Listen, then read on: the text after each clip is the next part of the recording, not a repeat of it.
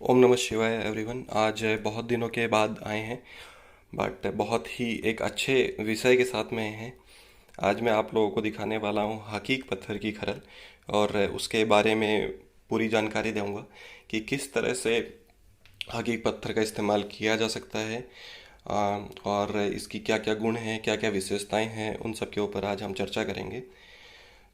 इससे पहले कि पुरानी मेरी वीडियोस देखने के लिए आप सभी का बहुत बहुत धन्यवाद। तो चलिए आज स्टार्ट करते हैं हकीक पत्थर के बारे में। यह हकीक हकीक पत्थर के कुछ सैंपल हैं जो मैं आप लोगों को दिखा रहा हूँ।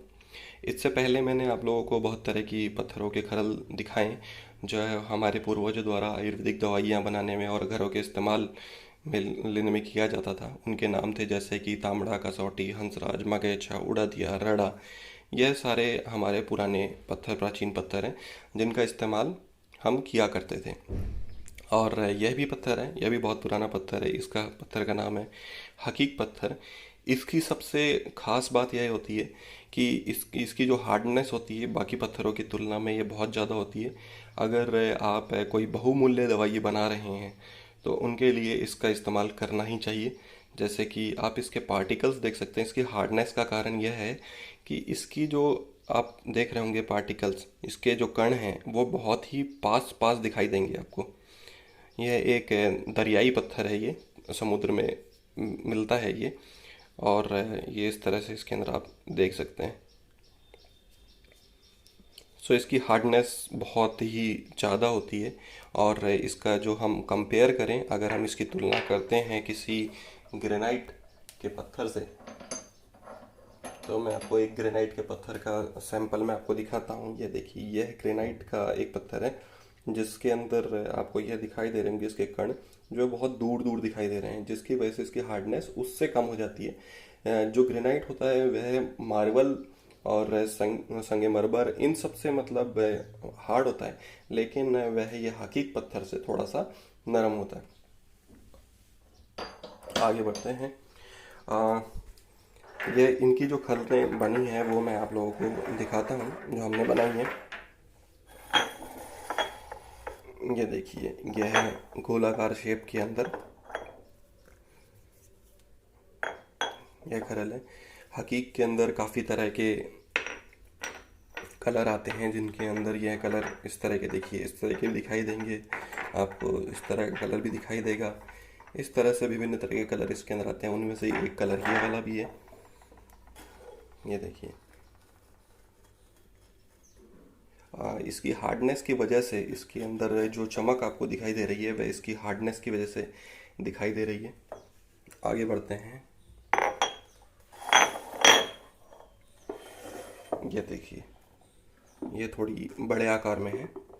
और एक बात और बताना चाहूँगा आपको, इसके अंदर हकीक पत्थर के अंदर बहुत ज़्यादा बड़े आकार के अंदर, जैसे कि 15 इंची, 20 इंची, यह मिलना बहुत ही मुश्किल हो जाता है। इसके अंदर बहुत ज़्यादा बड़ी खरीद, क्योंकि इतने बड़े पत्थर इसके अंदर उपलब्ध होते नहीं हैं। मगर तांबड़ा, कसौटी, हंसराज इनके अंदर यह मिल जाते हैं। ये देखिए, ये सभी तैयार हैं।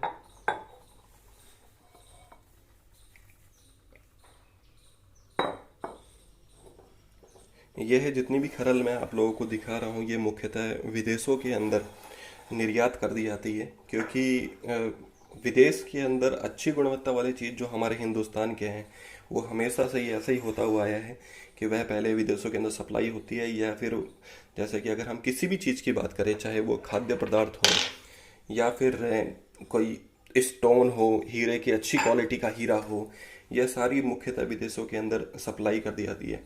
और हमको जो मिलता है हिंदुस्तान के अंदर उसका एक परिवर्तित रूप, या फिर उसी की तुलना में जो उससे उससे कम क्वालिटी का होता है, वह चीज़ हम लोगों को मिलती है।